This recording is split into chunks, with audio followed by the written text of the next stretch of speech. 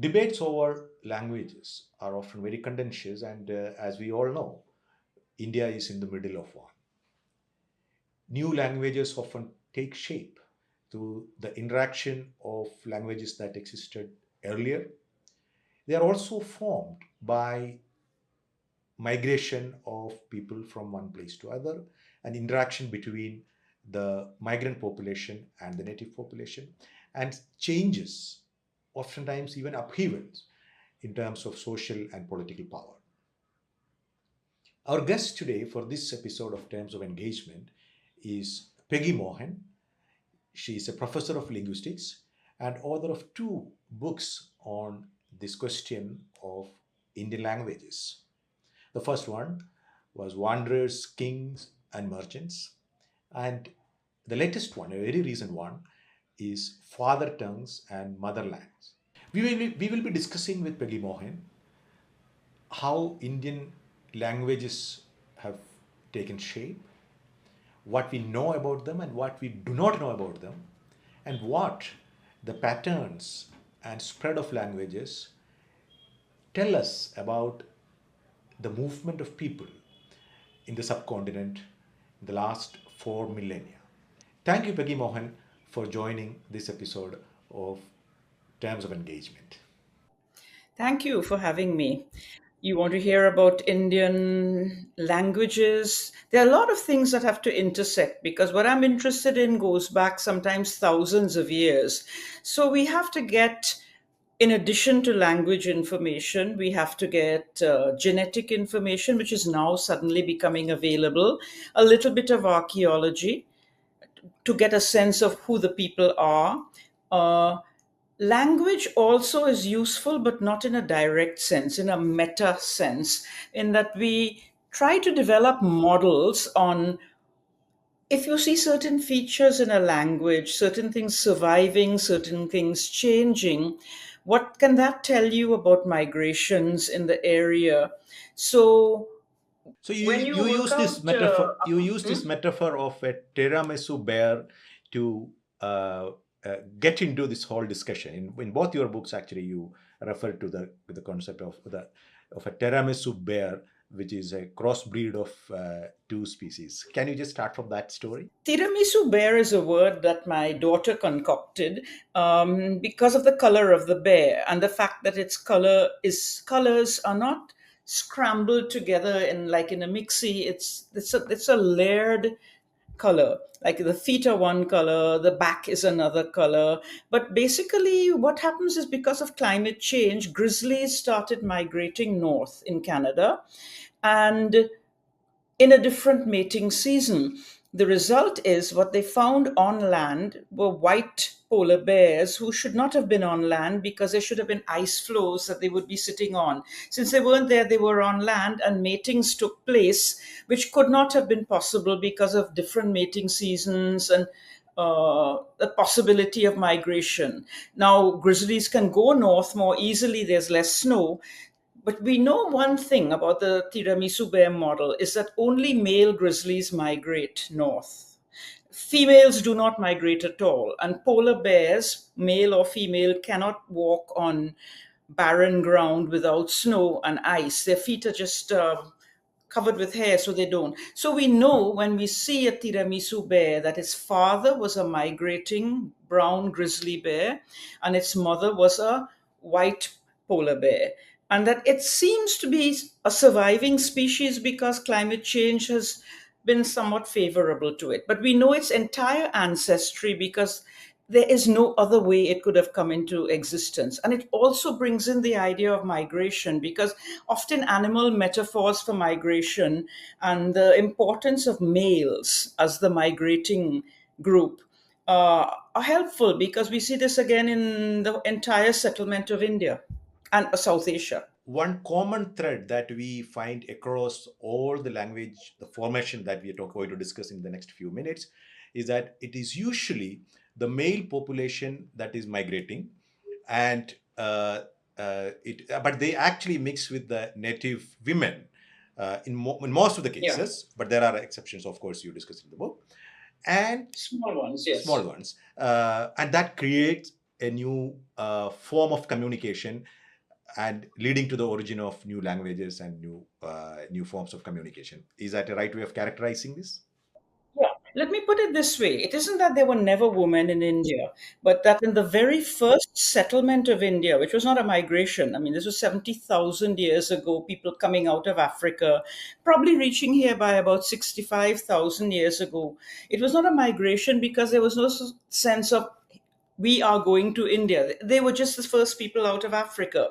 So they came in groups which included women. And what you need is about 30% women to be able to perpetuate a culture. That was really the only major migration of women into India, unless we count certain parts of the Northeast. So if you have women coming in, then what we find after that is the purposeful exploratory migration that came later, be it the people, the Zagros people who formed the Dravidian uh, languages, the Vedic people, the uh, Austroasiatic people from mainly Vietnam and Burma who came into the East. We have the Ahom, we have the Nambudris, we have the British, the Central Asians, Sultanate and Mughals. Everywhere you look, you're seeing that this is mostly men and men who married local women. Right. So we'll unpack. Sorry? We will get into some details of what you just described at various stages. So let us start from the present, if we could. So what we have, you discuss about the birth of Malayalam and how it was Yeah. preceded by the migration of Brahmins from North India who reach Kerala. And then you have a pre-Malayalam language, if you may, called Manipravalam, and then it forms into Malayalam. And now also Kerala is witnessing an unprecedented level of influx of people from other parts of the country. So how would the intake of new people possibly change what exists in a place? If you would start from present, and then we'll go back to the Vedic Aryans. Okay, Kerala is a little unusual and off the curve, except for the fact that everything that happened to make Mani Pravalam was in the 12th century, which was when a lot of parts of the subcontinent were being shaken up and new languages emerging. It's strange. This is not a related situation. Now, there is not a discontinuity in the history of Malayalam because the older forms, the operating system, the grammars have not changed. What seemed to have happened in the 12th century is, and that is what brought Sanskrit, as opposed to in the north where Sanskrit was not brought, Prakrits were brought. What happened in the 12th century is because of probably political changes, different notions of who the audience is that you want to speak to, certain Nambudris came up with the idea of not writing in Sanskrit, which they had been doing before. So if they're not writing in Sanskrit and they're writing in Malayalam, they're suddenly stuck for words, and those words are very often nouns. They're writing epics. So if they're writing epics, they are borrowing quite a lot of vocabulary from the language they previously wrote in, which is Sanskrit. So that's why you notice that in modern Malayalam and in definitely Manipravalam, a lot of the words that are new and that have come in are nouns. You very rarely find something besides a noun coming in from Sanskrit into Malayalam. I would call that a very light footprint because, in a way, the language was not disturbed. It just was added to. It's like a person in their present state changing their clothing a little bit and looking different as a result. Of course, it had its political implications because all of a sudden, in an age when the whole landmass was getting connected, and even other parts of South India were picking up words from the Prakrits, not from Sanskrit, or some of them maybe from Sanskrit, you're beginning to find that this top layer on top of an existing structure, an existing matrix, was creating easier communication across South Asia. We were using similar words, and even from before, the grammars in the languages of South Asia, especially from north to south, east is a little different, are not that different that we have a problem.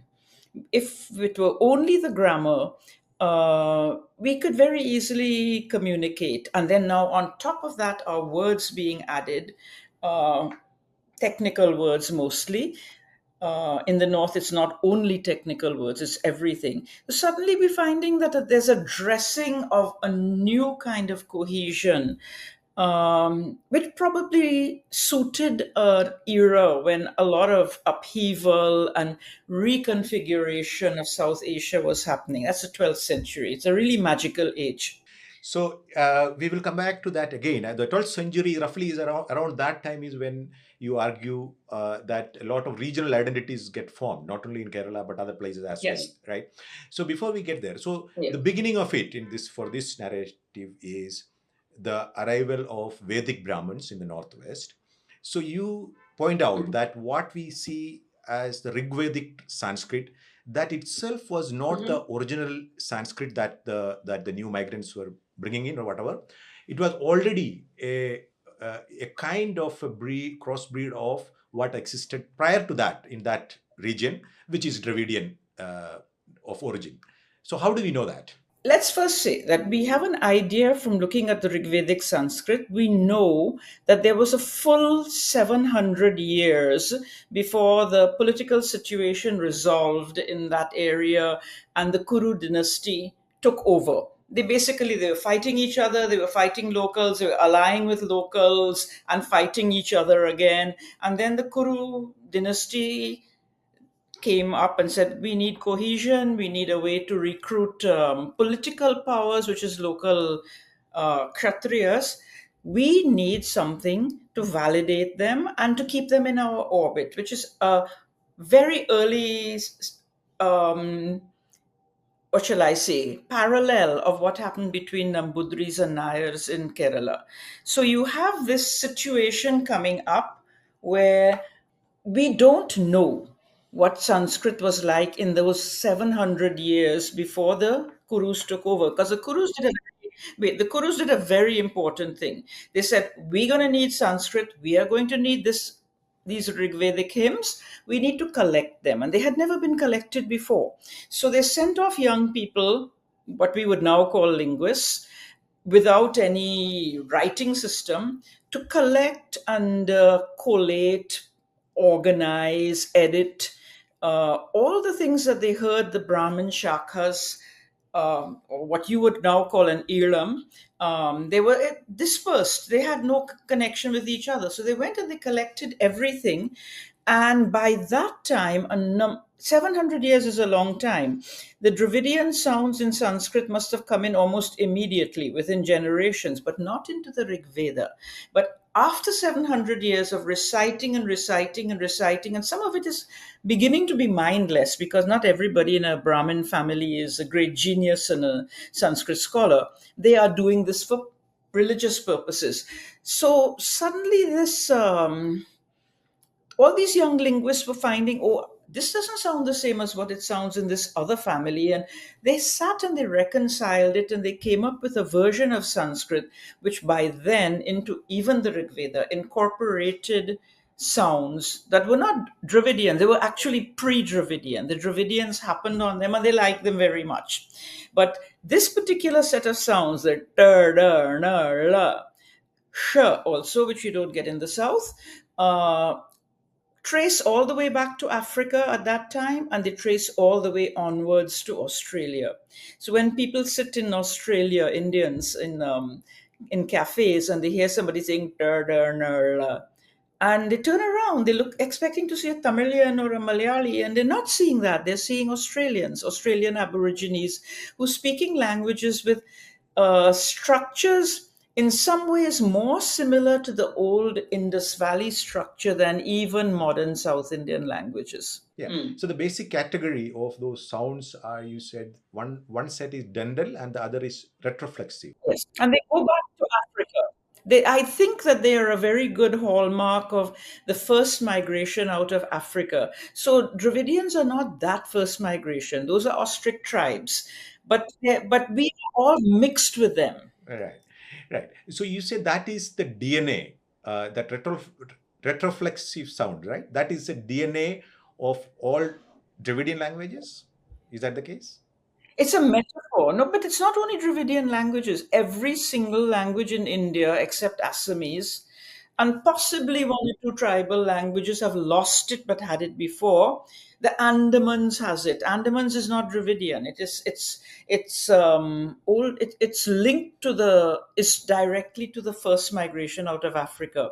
So it's just that Dravidians like the sounds, and it's not only Dravidian. What is a Dravidian? All the sounds dar, dar, nar, la, are in Punjabi. They are in Gardawarli. It's got a la. They are in all the Rajasthani and Haryanvi dialects. They're in Marathi. Marathi has all of them, but it's just blew my mind to think that even up in the high Himalayas in Pauri Garhwal, you're getting Garhwali. And Punjabi, we don't think of Punjabi as having quite a few Dravidian sounds. And the answer to why is that? You're not the only Dravidians. A lot of people in the north never left from the Indus Valley times. They just assimilated in a different way what the Prakrit languages had to offer in terms of vocabulary. The point is, we are cousins. If you work it out mathematically, geneticists have a hard time distinguishing a Dravidian from the south from a Dravidian from the north. Because remember, when this is my theory, that the men again moved south, and we're talking of 4,000 years ago. We're talking not about the Nambudris, we're talking about 4,000 years ago or more. That again, it was the migration south was men, and there were quite a lot of men left. It is establishment of the Kuru tribe as a super tribe, as you call it. Uh, that is a point at which there is some first standardization of Sanskrit happens. Can we say that with the writing of the Rigveda? Not maybe in a sense, because Rigvedic Sanskrit is different in some ways from what was a standardized Sanskrit, which came up approximately 500 years later. And that is with Parnini, people like that. So what happens after this entire Rigveda hymns were compiled and made into a unified text?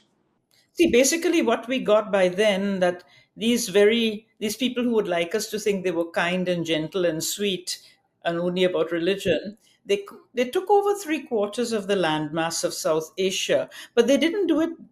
It was not Brahmins doing it. They, using their Shrauta rituals from the Rig Veda, uh, they formed alliances, very powerful alliances with local kshatriyas, kings. And these kings did not speak Sanskrit, they spoke Prakrits, and they were very different local Prakrits. So the North had a very different process of uh, uh, interacting with Sanskrit and the Prakrits from the South, because in Kerala, you got it directly through a literary source of literary people adding direct Sanskrit words into Manipravalam. In the North, that's not how it happened. What happened is that the kings did not quite speak Sanskrit, and they spoke differently from place to place. And over time, those Prakrit words, not Sanskrit, Prakrit words started getting incorporated into the all the languages that people were speaking. What were they speaking? My suspicion is they were speaking Indus Valley type languages, which is why, to this day, if you get beyond the convenient myth that Hindi is about Sanskrit, which it's not, you will find South Indian structures far more frequently than you will find something attempting to adjust to Sanskrit. So you have three layers there, or three parallel types of language. One is Sanskrit, and then Prakrit, and then there is another set of languages which is the mass use. The tiramisu bear. All right, okay. So now you speak about a Dravidian corridor, which is from the northwest along the western coast all the way to the south. Can you explain that idea? It's something that one has to hypothesize. I tried my very best to get information from genetics. The geneticists are also speculating. They're not treating it seriously. They also, maybe they can't. Because a Dravidian in the north and a Dravidian in the south, even up in the high Karakorams, shows basically the same haplogroups. So we can't tell that is this Dravidian group old in the area? Is it new? They just are simply the same. The mixing is different. That a northern um, group with a female line of Dravidian is going to have a different male line, and in the south, Dravidian will probably come in the male line. So that is, I think, the biggest. I'm just guessing as a non-geneticist, but the point is we don't have the information about how these people went south or when. So what happens is I use my linguistic models and also parallels that we see in the south. How did the Dravidian people go south? I would like to propose that it isn't that the place dried up and it deurbanized, or that it was no longer possible for them to sustain themselves. That may have happened eventually. But before that happened, what you often have, as we have right now around us in India, is success of the model, success of the kind of economy they wanted, creates a terrible hierarchy. And if you have a hierarchy, and we have references to this in the Rig Veda of one man looking after large numbers of women, young men don't get access to women, young men don't get access to land, young men don't get access to work. And what do they do? Well, they migrate. They migrate anywhere, and migrating south would make a lot of sense because if there was not agriculture in a formal way in the south, you suddenly find that there's available land for the kind of people who want to do cultivation. So if they are heading south, they are going to pass through the Maharashtra area, pushing the extent of the Indus Valley periphery further south. It's not gone all the way through Maharashtra yet. At the bottom of Maharashtra, there's a number of districts which are conflicted about which kind of grammar they will use. Are they going to use Dravidian grammars, or are they going to use North Indian grammars? And they do a mix of both.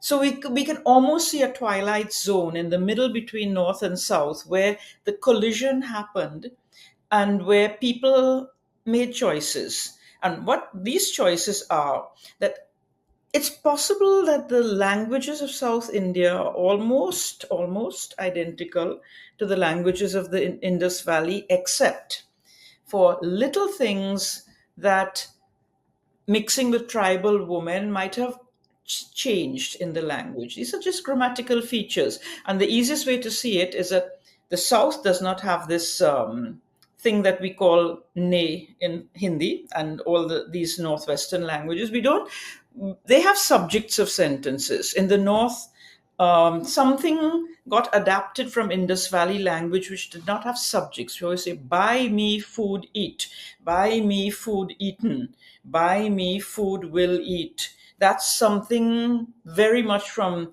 the first migration out of Africa. It goes all the way to Australia. It goes into the Andamans. There's whiffs of it in the north of Jharkhand and Chhattisgarh.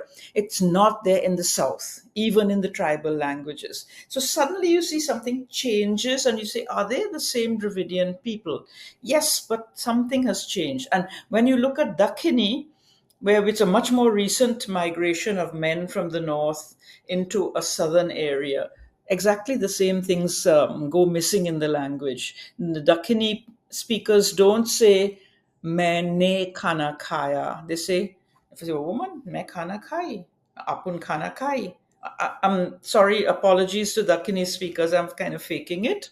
And you would say main khana khaya, apun khana khaya.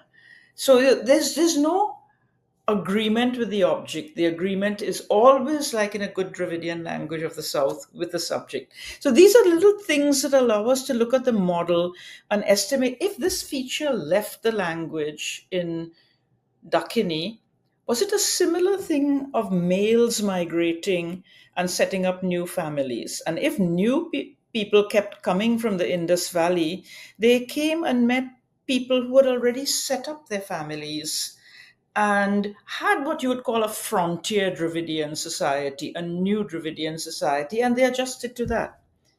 Sort of like, mm, like when you go to Brazil and the first Portuguese settlers marry the natives, and then by the time new people come from Brazil to settle from Portugal to settle in Brazil, they meet a frontier society, the first ones. So I'm sure you had a first ones. So this collision of two different language cultures. One is Dakhini that you speak about. What would be the time period that we can sort of estimate that process may have happened in?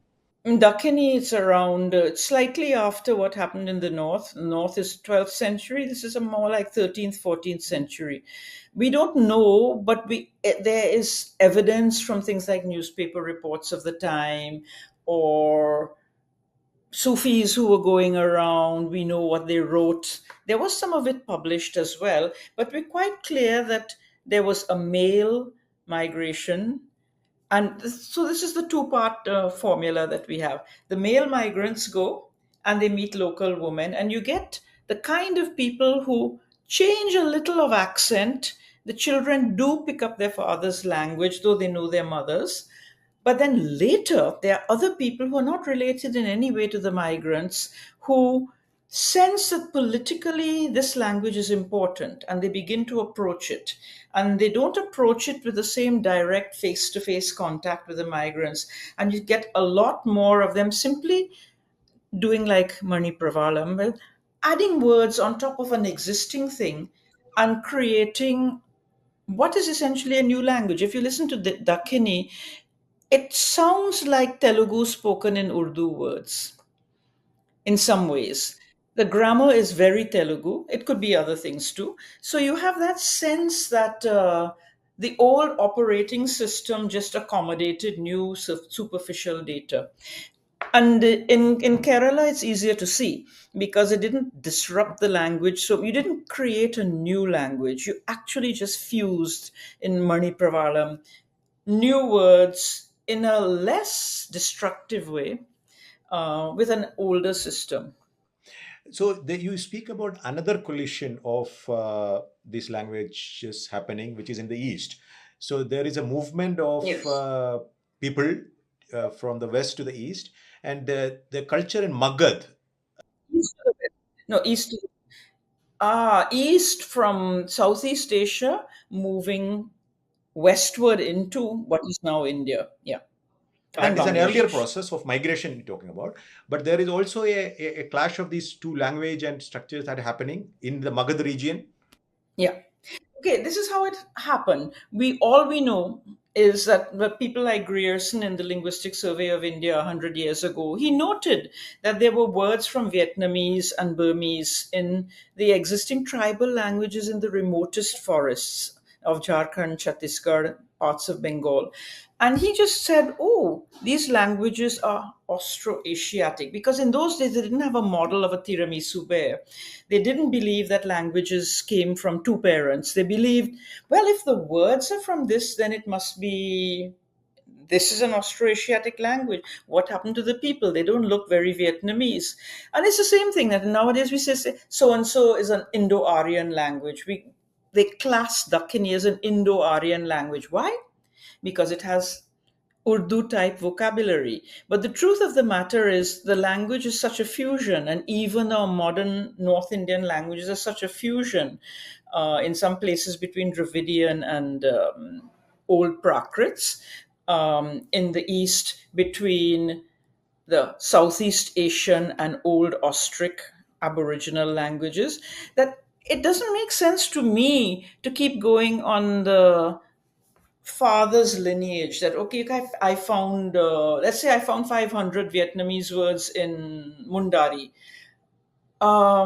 Is that enough to say that the whole entire basis of the language, which is so totally Indian and very old, doesn't count anymore? I don't like that. So the same way I do, when I say that the northern languages are Indo-Aryan, I put it in inverted commas because we have so much Dravidian structure in there that it, and compromised with Sanskrit because we had to compromise. We couldn't simply just take off on our own, because Sanskrit followed rules that it should stay with Sanskrit. Prakrits followed the kind of rules that said whatever we do must make sense in Sanskrit grammar. So that suddenly you find that, okay, we can say buy me food eaten, but only if it's the past tense because eaten should agree with food.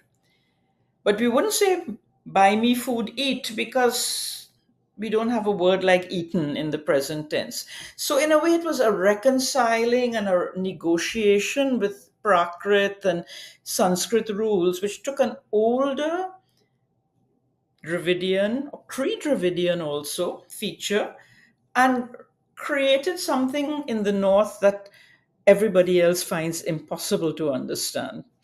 That why I eat food, but by me food eaten. And that's an old Indus Valley type structure that has remained in the modern languages of the Northwest. So the this new understanding of genetic science, does it actually then question, as you're perhaps suggesting here, the classification of Indo-Aryan classification itself is become weaker because of new learning that we have now? There's a problem, you see, because all fields have an inertia to them. And historical linguistics has been full of old men who look at, oh, this word Agnihi looks like Ignis, looks like whatever, and comparing words. And they, even the some of the best linguists working on so the Rig Veda have been plagued by this belief that how do we find the Dravidian substratum in the Indus Valley? They look at words, and words are not what I would look at. I think if somebody's been dead 4,000 years, I would look for their bones, not for the words. And you will find that the grammatical structure, the bones of the language survive much better. Words, how do you know? How long does a word last? If you look at even in South Indian languages, certain words, numbers, pronouns, are common, similar across the different languages. But many of the words change completely. The word to eat in Tamil is very different from the word to eat in Malayalam. So you don't want to go by that. That when did it change? Why did it change? Or more important, does it really matter? We know that the languages are related without even seeing a resemblance between these two words for eat. So I'm actually relieved I don't have to think about words. Right. So you go by the substratum, which is what you call the bonds of Yes. or the structure of the. So what we see therefore is that you have a mixing of Vedic Sanskrit and Dravidian substratum. When you go No, down, no, no, no, thus no. not Vedic Sanskrit. Vedic Sanskrit is a dead end. It's up there in a glass case, and nothing else will happen to it. He's the uncle who never married and never had children. What you have are the Prakrits interacting and slowly giving vocabulary into Indus Valley languages until they are unrecognizable, except if you looked at the grammar. You will suddenly no longer say Vital, but ill will be replaced by a word may.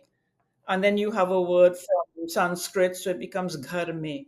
But it's the inspiration is a structure like Vital, which does not have a case ending that keeps changing and looks different for different nouns.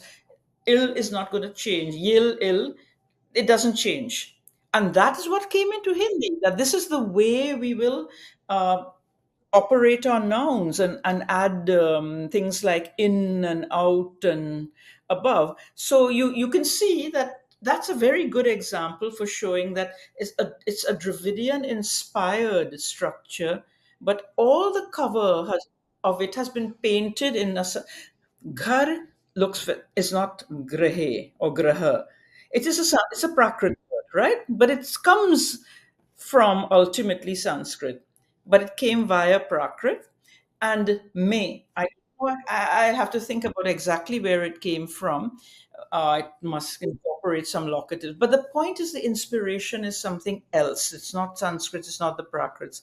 And the closest we can find is not only Dravidian, but even the tribal languages of the north do things this way. So you have older things, which raises the question, how long did the old languages survive? How long did the Dravidian type Indus Valley languages survive until there was just enough vocabulary replacement that you couldn't really call them Indus Valley languages anymore? And the answer to that is simple. That'd be political. Something happened in the subcontinent that shook out all the Prakrit leadership, all the importance of Sanskrit, and gave space to these new languages to keep growing. And what did they do? They did like Mani Pravalam. They took in more Sanskrit type Prakrit vocabulary. And then, because again, the same 12th century in which Mani Pravalam came, something was very special about that age. Right. So I go back to the Magad region once more. So this substratum, the structure is different when we go down the west coast down to south, and if you look at India from the central India to the Yes. eastern India, where the Magad region, where Buddhism and Jainism all originated. So there, both the language, culture, and even the genetic composition of people, it is significantly different from the what we see on the western coast and towards south. Am I right?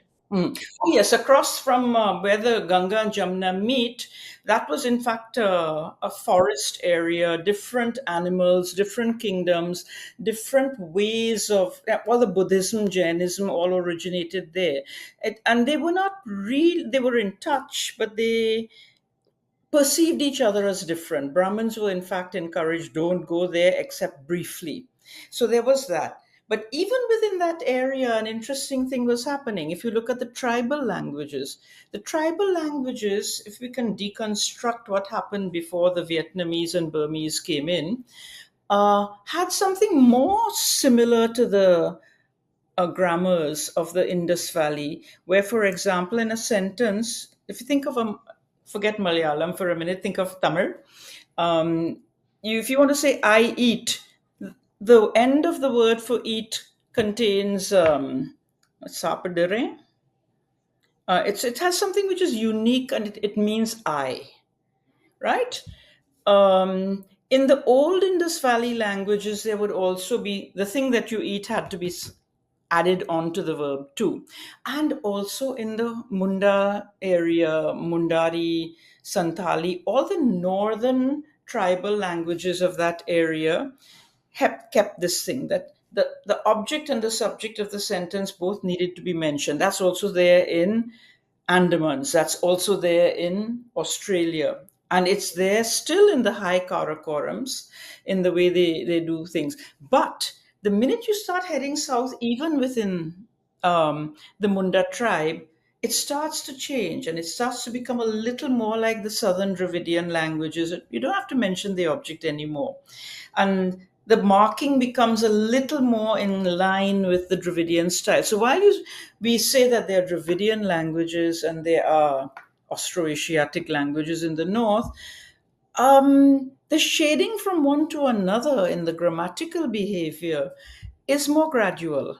And if you take out the words from them, and words are only about who was ruling you and what it was in your advantage to get. But if you look at the tribal languages from the north and the ones from the south, you begin to see a shading towards a Dravidian notion of how verbs should behave.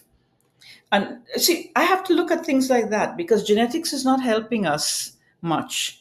Archaeology is not helping us. Nobody's written the history. But this, with a model, is telling us that something happens when you go south. And that's the same something that happened to the Dravidian languages of the south when they left the Indus Valley. It's the same thing that happened to Dakhini when it emerged in the South. So you see how I'm using language to do the same kind of archaeological work that wasn't, but that can't be done otherwise. So if I may try to be very ambitious and try to sort of uh, repeat what you've tried to say, you've been explaining to me, which is that the model that you are applying is that in all cases, what is common across all these models is that you have a group of male people, male migrants that are moving to a new place, and they carry the vocabulary, and that interacts with the language.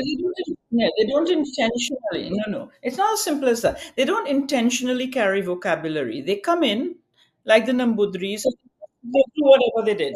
Yeah, they what comes Yeah. out is that because of their interaction with the local people, what comes out in the next language is, what the product is, that you have a substructure, the substratum, which is a structure, the grammar which existed in Mm-hmm. that locality, overlaid with the vocabulary that is drawn from the vocabulary of the new migrants. Am I right? Yeah. Yes. Well, what you have is actually a two-step process, though. What happens is that the male migrants come in, and there is a strong attempt by educated, it's a funny word to use, but elite locals approach them, pick up their language very well with a little bit of a Sanskrit, with a little bit of a local accent. Okay. So when you say that the Vedic Arya came in, they were not met by monkeys. They were met by highly intelligent men who said, we're going to learn this thing, and women who married them. So that is already a local direct contact. What happened with that is the Prakrits came up because people came up speaking with slightly different accents, slightly different Sandhi rules. It's like in Malayalam, when you are reciting the Agni Suktam of the Rig Veda, you don't say Purohitam, it's Purohidam. That's enough to call it a Prakrit. But it's actually not grammatically any different. It's just a little bit of a local accent has slipped in, and the Brahmins say, these are not our people. So can we say that Prakrit was something comparable to Indian English? Yes, it's perfectly right because it's Indian English. In fact, if you listen to Indians speaking English, the English T and D become turned. So the retroflexion has crept in very gently without disturbing the language much. Proper Indian English doesn't violate rules. It may add a few local touches. It is with me only because you avoiding the word have, which does not exist in Indian languages. But in that sense, Indian English is often, especially in written form, impossible to tell from any other English. And Prakrit too. If you weren't obsessed with saying, she said Purohidam and not Purohitam, you would just say she's writing Sanskrit if it was writing. So Sandhi, in fact, got expressed because it was a great way of saying these are not our people. So here's a two-step process. First comes the Prakrits, which are really close. Then you have the people who didn't meet the migrants. But over years, these migrants are powerful. For this, we have to discuss the migrants who are now coming into Kerala who are not powerful. They don't control the discourse and the government and so. But these did. So suddenly, their words became necessary. You see, we see it happening in the tribal languages in Santal, Mundari. You see Bengali words creeping in, Bengali words for numbers creeping in, and if you're using a number over 10, you're likely to prefer to use the Bengali word than the tribal word.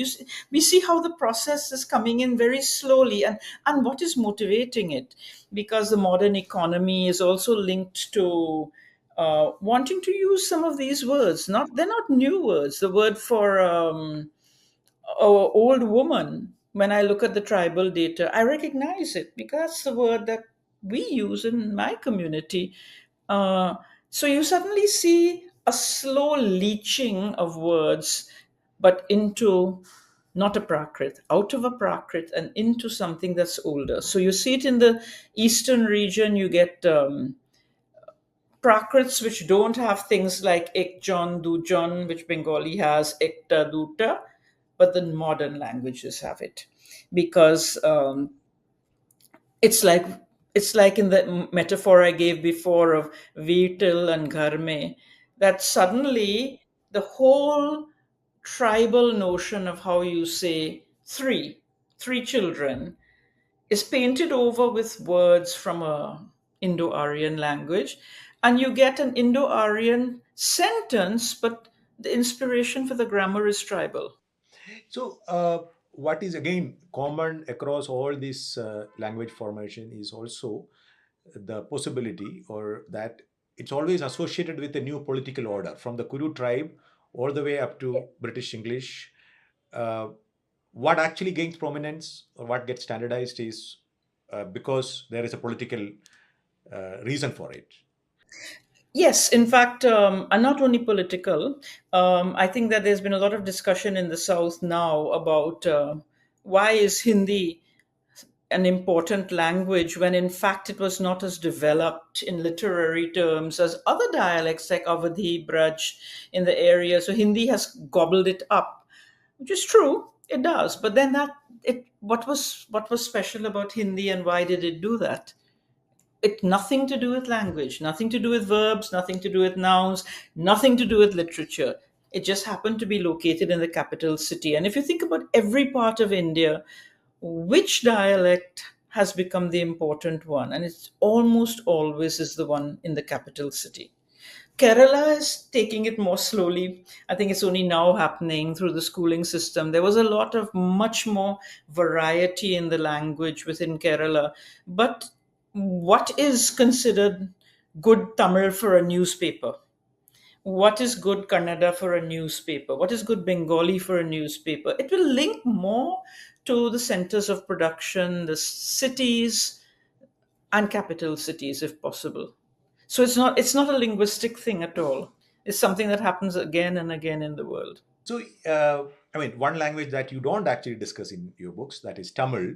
So, roughly around the Mm. same time as you have these Vedas being composed, uh, we have, I think, written Tamil texts of that age that exist there, right? So, how do we explain that body of work and languages? I don't know whether we can use plural there, but the language, the prehistory of the current Tamil and population there. See, we're talking of exactly 4,000 years ago, which was another magical time in South Asia, similar to the 12th century. Um, I'm not surprised if there was stuff being written. I would say that the reason why the Vedic people didn't write was simply they were terrified that people like you and me would get their hands on the text. And by not having them written, they protected their special, magical, and political leverage. There's nothing strange about would you want to call it Tamil though, an old Dravidian language of the south? Because 4,000 years is a long time, and it's kind of a bit much to say that it is Tamil in this modern avatar, especially since that state has so much variety in how different people speak. Um, you don't jump to simply say it's Tamil, just as you don't jump to say that, oh, the Arabic of the Quran is modern Arabic. Maybe it's not. What are some? Yes, I get your point. Yeah, that is a yeah, inappropriate to actually even try to call it Tamil. But what do we know? Right. What Mm. can we reasonably assume about the language in what is today Tamil Nadu at that time when Vedas were being composed in the Northwest? Okay, first of all, I'd be a little cautious of limiting it to Tamil. We don't know who met who first. We don't know what was the first contact. We don't know why the languages in over 4,000 years separated into the four big ones and a lot of tribal languages, for heaven's sakes. How is there nothing but a Dravidian tribal language in the south? There's a lot about southern linguistic history that we don't know. How did the tribes, without mixing with these people genetically, adopt all their languages? I suppose the way you and I are speaking English now, that sort of thing happened. So clearly the Dravidian languages had an importance, a political importance, that made it almost inevitable that the tribes would pick up their words. But the interesting thing is that they didn't only pick up their words, the grammars across the languages are not vastly different, nor the sounds. They really do feel like a family. And so my guess was that perhaps the mainstream Dravidian languages absorbed enough tribal features and tribals absorbed enough new vocabulary, and the outer look is not going to be very different. Possibly. I don't know the answer for that, but why there's nothing but a Dravidian language in the south. So there we have a huge area, everyone, not just the Tamilians, saying we are the oldest. I mean, Tulu here is saying maybe we are older.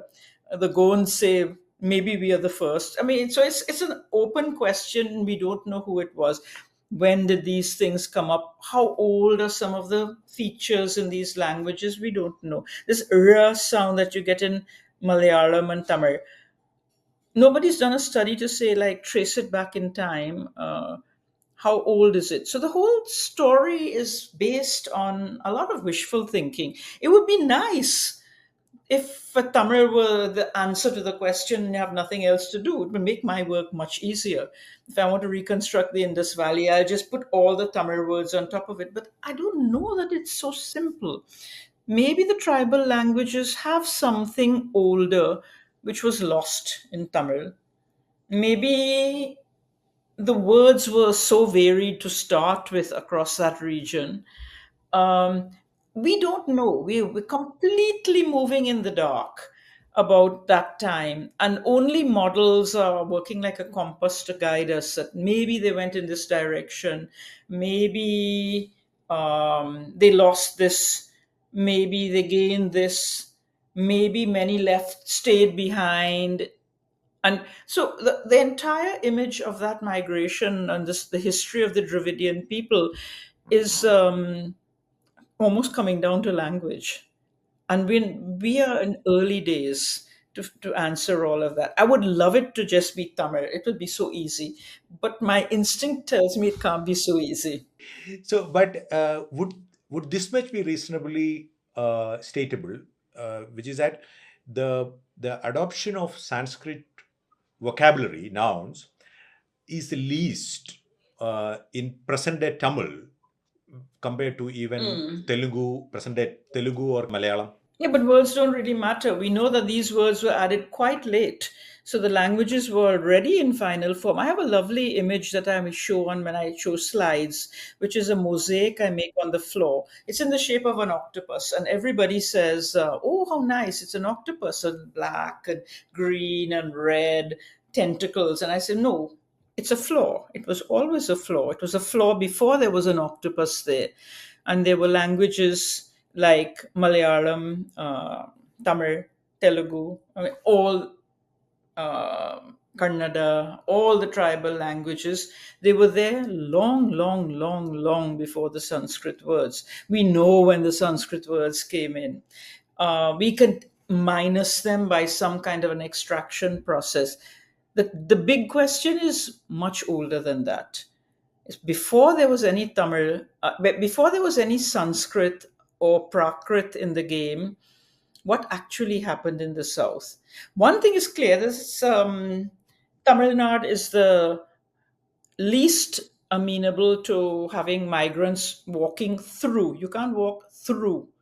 It's the end of the landmass. So maybe in some ways they were more isolated. But there are certain times when even a language like that changes and you find something older in a tribal language. We don't know how to go. Let's just say that there's a very high probability that something like Tamil is at the is close to something like the city languages of Mohenjo-daro and Harappa. But how much, we don't know. What words, we don't know. Going back to that far in history, as you rightly said, it is, I understand the difficulty in trying to speculate on that aspect, but we know the transmission of Sanskrit nouns or words, vocabulary, that is pretty much demonstrable on a map of India. From that perspective, what is more recent than I'm not a map of India. No, no, no. We're talking of only Kerala. Only Kerala got directly Sanskrit. All the others got Prakrits, Tadbhavas, not Tatsamas. Yeah, in that sense, we can say that what is present day Tamil Nadu and present Tamil language is been the least sort of admitting of that Sanskrit vocabulary. Would that be accurate to Yeah, say? but Sanskrit is not the only thing. Sanskrit is not the only thing that is in the offing. There are a lot of local people of the south who would have interacted with all the people coming in. We know nothing about that interaction because Sanskrit is not the only thing that came to rattle the Dravidian languages of the south. There must have been much more, which we're not aware of. Like, who did they meet when they crossed out of the Indus Valley periphery through Maharashtra into the Deccan? And so we know nothing about that except we can speculate. And my speculation is again that local tribal people, what local people? These were not forest dwellers. I mean, they did the Ratnagiri petroglyphs. So, what kind of interaction between an older culture that was not interested in farming because maybe they had no need of it, and this people coming in from the northwest, which is young men, male energy, ready to set up lives. I don't have a sense of the collision. I can imagine it. But Sanskrit is not the only thing that could have shaken up the languages. Supposing Tamil came last, and that's why it's the closest. Supposing it came first, and therefore it's not the closest. We don't know. There's just no information. We're guessing. Okay, so now we'll jump to the far east of India. Assamese you speak about. So what do we know about the modern Assamese? How has that come about? There's lots more that I'm finding now than when I wrote my first book. Of course, Assamese is considered to be one of the Magadhan languages, so it has a lot of features which are similar to all of Bihar, Bengal, Orissa. But there's another thing going on, and I just realized that Assam and Nepal have similar tribal languages which do the same thing, which create things that we think are Indo-Aryan, but actually no, they Bodo, Nevar, these languages, Newar in the Kathmandu area, Bodo in Assam, have had a strong influence on the kind of grammars that they have. But just because they're so familiar, they look almost like Indo-Aryan languages in terms of the way the grammatical features have come. We forget about them that something more was going on in their history. They have a tribal component that the other languages, well, not the same tribes, we're all tribals, but the tribes that they have that influence their languages are directly from Burma, as opposed to the tribes that influenced Bengali, Bihari dialects, or the Indus Valley. They are not Burmese tribes. But strangely, the outcome is very similar in the way the languages look. So you can look at Nepali and say, oh, it looks just like one of our North Indian languages. But when you look at little differences, or you look at Assamese, they have a lot of these features like by me, food eaten, which did not come from the Indus Valley. They came from a Burmese substratum. So this is great fun to look at. These Ahom migrants, they also brought in the North Indian Brahmins to Assam, and is there some kind of mixing happening between the Central Indian or the Sanskritic origin words and patterns in Assamese also? Yeah, the words came in definitely from Kamarupi Prakrit, but the point is that the Ahom were not the only people. The Ahom were important. We don't have a very clear idea of how they influenced the language. There are some options in the structure of the language, but the Bodo were very important too, and we've discounted them because and that is separate. So who were the women that the Prakrit speakers married? Who were the women that the Ahom men married? And they were local women. Who were they? The Ahom were quite late. The Ahom were in the year 900, and we actually know the names of the many of them, and they were all men. There's no woman coming in the group. So, in that sense, we know that they married local women and at some point adopted what they spoke. But as we know, it was not Kamarupi Prakrit turning into Assamese. There was a mediation of local groups in exactly the same way, Tiramisu way, which is why Assamese has a few stronger touches of the East, and we never thought about it. Well, I just found some of these things by mistake when looking at Nepali, saying, where did Nepali get it from? An answer. Well, it's the same tribe that gave it to Assamese. And oh, let me look at their language. And I'm looking at Bodo, and my goodness, it's all there. Right. Well, right. So let us now take one or two questions on what is happening right now. So if you look at the evolution of all these languages, one, it is related to political power and the reasons of commerce, if you could argue, and there is some amount of ritual practices requiring to be transported, the legitimizing the king, etc., so on and so forth. Currently, looking at at the present pattern of globalization and centralization of political power, etc., so it seems that there are two contenders in terms of languages to be that kind of more representing a more homogenizing culture, commerce, market, etc. That is Hindi and English. How do you, would that be an accurate or appropriate analysis of the language debate as we see right now? Not really. English is definitely there, but it's English in the old sense that India has always liked to have an elite language which can connect me to you in a way that you are not connected to a farmer in Kerala, and I'm not connected easily to a farmer here, and which allows a kind of country where elites have a language which they speak in English, and farmers don't meet each other. They don't actually have anything to do with each other. It sounds a lot like the 12th century to me. And we know how that played out. It didn't end with Prakrit becoming the language of India. It actually vanished. It was overturned. It was toppled. So there are all kinds of upheavals that happen for political reasons, which could change the trajectory of how language and economies are going. Hindi is not in the same category as English, because Hindi, the kind of Hindi that is being pushed by um, the powers that be right now, is a Hindi that suits them, which privileges them. They know it, and the others don't know it. It's a Hindi I don't always completely recognize. It seems not the kind of Hindi that I speak.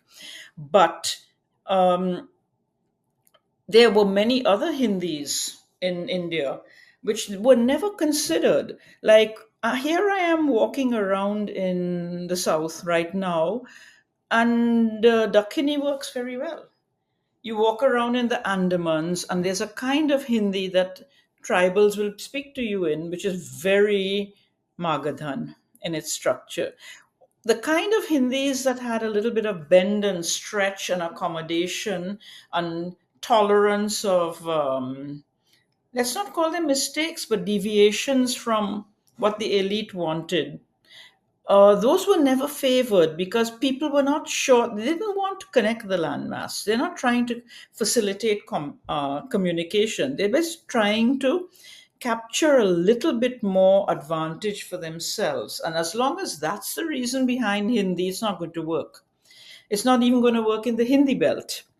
Because if the kind of Hindi that is being pushed, even in the Hindi belt, people think that's not how we speak and we don't do these things in Hindi, it's not going to get support there.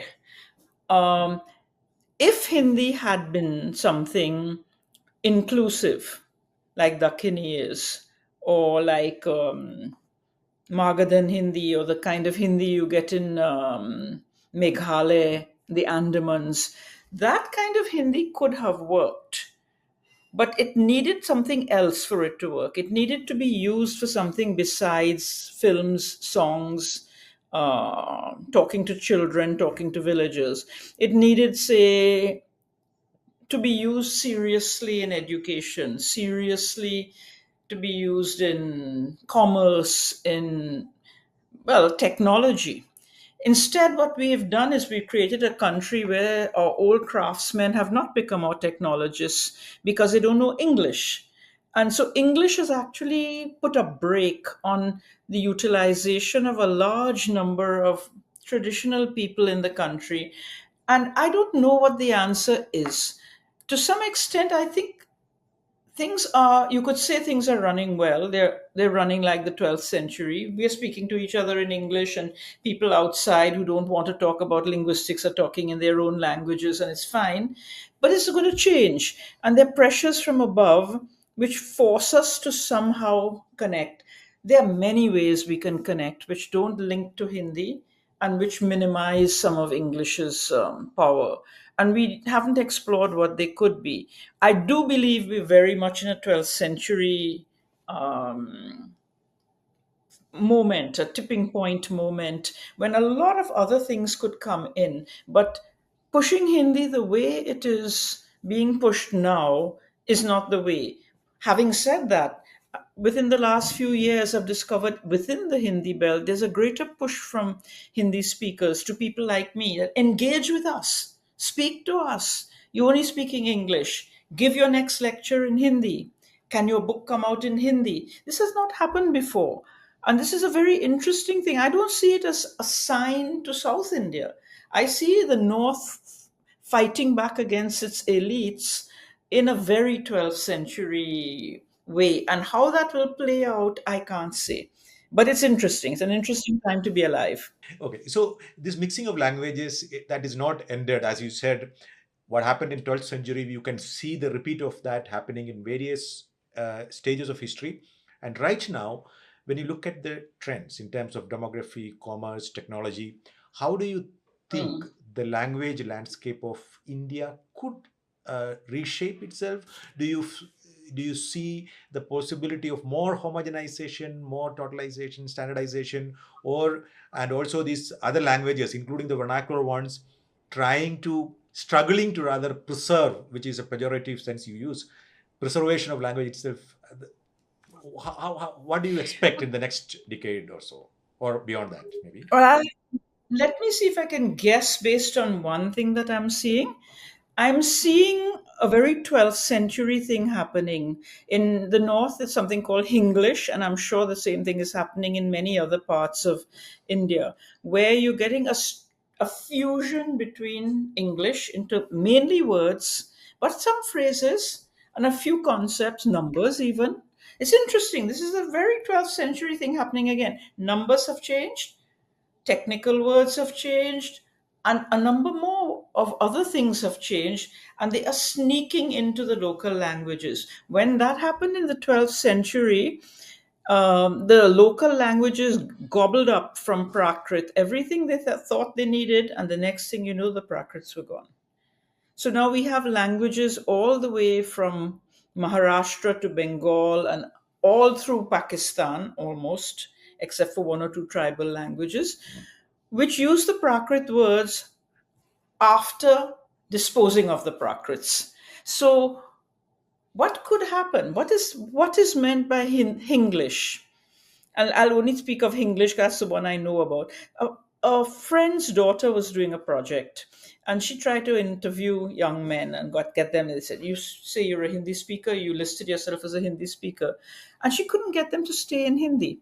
Every time she asked them a question, they would veer into English, they would add in English words. If I use full Hindi words, say I'm talking to my driver and I say 99 pratishat, he would say, "You mean 99%?" Because there's certain things have sneaked into the language. Again, the Prakrit words are coming into the language enough to connect people. And then we don't want the Prakrits anymore. They're just too much of a pain. We'll use our own languages, but we will keep all these things that are of value to us. That's an option which has not been considered, you know. And the other thing I would imagine is a certain, if we cared for it to be connectivity, we would not be creating the kind of language that so and so doesn't speak well. This is the way we should speak it. There's certain tolerance and bend and stretch. I'm walking around here these days and I see a friend who knows Tamil and Kannada. And we went to a Kerala restaurant yesterday. He's trying to speak Malayalam. And we went yesterday to Tribal, a Koraga speaker. And the students were starting to list words that they think they recognized. There's suddenly a feeling of language as a radio signal that you could tune into a little better and get a better sense of what's going on. It isn't that because he's not speaking my language, I don't understand him at all. They suddenly learn how to see with different eyes.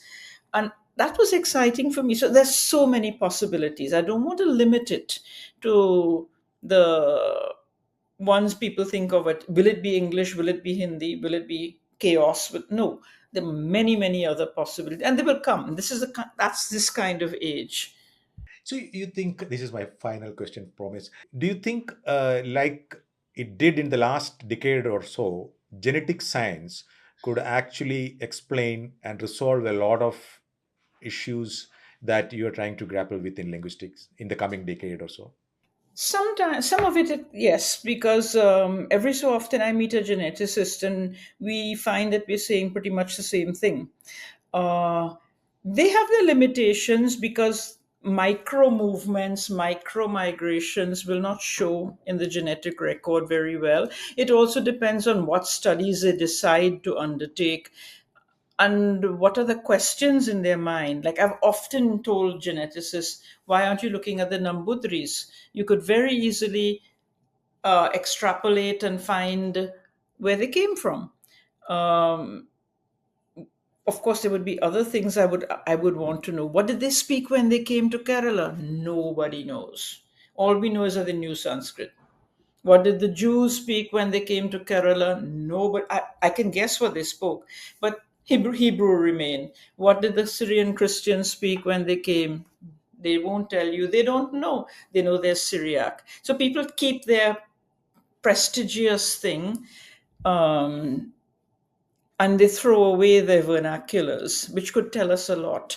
But the point is that genetics needs to engage similar questions to what we're engaging. They have been up to now not thinking of us in the same way, linguistics and so. So they're asking questions that are easy to answer. So they need to start asking difficult questions too. I'm sure something will come. And there are many other ways that they can like approach, like they were able to find the migration from Southeast Asia through a genetic hybridizing of two strains of rice. These things can be done. Hasn't happened as much yet as I would like to see it happen. Thank you, Peggy Mohan, for this very fascinating conversation. I think the more we know, I think more questions we also encounter when it comes to evolution of. Yes, but it has been really fascinating. I'm sure our viewers will enjoy it, and we'll keep this conversation going in maybe another episode soon enough. Thank Yes. you. Thank you, Professor Thank Mohan. you. Lots of fun for me too. Yeah.